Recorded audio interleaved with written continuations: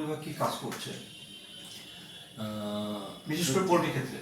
সত্যিকার অর্থে আমরা ক্ষুদ্র ক্ষুদ্র খামারি উদ্যোক্তা সৃষ্টির জন্য প্রতিনিয়ত প্রাণী সম্পদ বিভাগ বোর্ডে কাজ করে যাচ্ছে। তার অন্যতম হচ্ছে আমরা ওই খামারিগুলোকে প্রশিক্ষণ দিচ্ছি, তাদের সঙ্গে উঠান বৈঠক করতেছি, তাদের সাথে গ্রুপ ওয়ার্ক করছি এবং যাদের ফিনান্সিয়াল সাপোর্ট দরকার ব্যাংকের সঙ্গে আমরা কিন্তু কথা বলছি। ব্যাংক থেকে তাদেরকে আমরা নিয়ে যাবো। আমাদের ডিস্ট্রিক্ট যে কৃষি ঋণ কমিটি আছে সেখানে আমাদের পটেনশিয়াল খামারি বা ক্ষুদ্র যারা নিতে চায় লোন সেটা কিন্তু আমরা ট্র্যাক করে দিচ্ছি এবং এ বিষয়ে আমাদের প্রশাসনও কিন্তু প্রাণী সম্পদের উন্নয়নে যথাযথ ভূমিকা রাখছে এবং অত্যন্ত পজিটিভলি কাজ করছে। তার সাথে আমরা কাজ করছি এবং মানে প্রাণী সম্পদের ডেভেলপমেন্টের জন্য যেভাবে উদ্যোক্তা তৈরি করা এবং উদ্যোক্তাদেরকে সাস্টেইন করা, এটা আমাদের টার্গেট আসলে।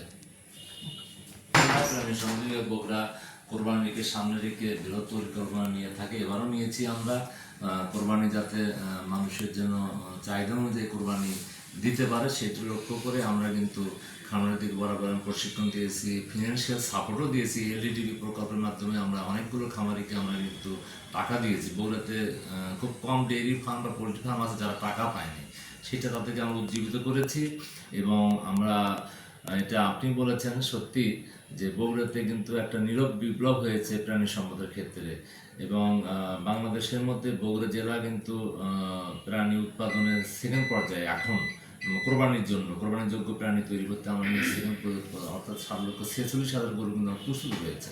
এটা আমাদের একটা অর্জন বলে আমরা মনে করি এবং ডেফিনেটলি বগুড়ার খামারিটা কিন্তু শুধু বগুড়াকে নিয়েই কাজ করে এমন কিন্তু না। বগুড়ার খামারিরা বড় বড় গরু তারা পালন করে তাদের খামারে, তারা বগুড়ার বাইরেও সাপ্লাই দেওয়ার জন্য, যেমন প্রতি বছরই কোরবানি ঈদের আগে ট্রাকের পর ট্রাকের গরু গাবতলী, ঢাকা গাবতলী এবং চট্টগ্রামে যায়, সেটাও তাদের টার্গেট থাকে। এমনও হয়েছে যেটা আমরা যে সরজমিনে দেখেছি, অনেক খামারি গরু কিন্তু বিক্রি করে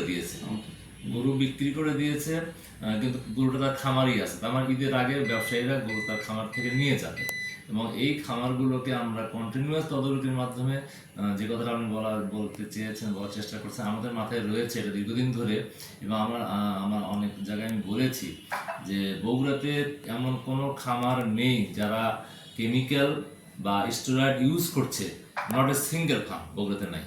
কারণ আমরা অত্যন্ত ক্লোজ সুপারভিশন করছি এগুলি এবং খামার আশা করছি জৈব পদ্ধতিতে শুধু খাবার খেয়ে দানাদার খাবার এবং ঘাসেরও একটা বিপ্লব বগুড়াতে রয়েছে, যে কারণে আমরা বলে থাকি সবসময় গরুর খাদ্য ঘাস, মানুষের খাদ্য ভাত।